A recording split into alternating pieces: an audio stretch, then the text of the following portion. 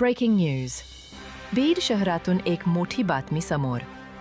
वक्फ बोर्डातील कथित घोटाळ्यांविरोधात एसडीपीआयचे आंदोलन.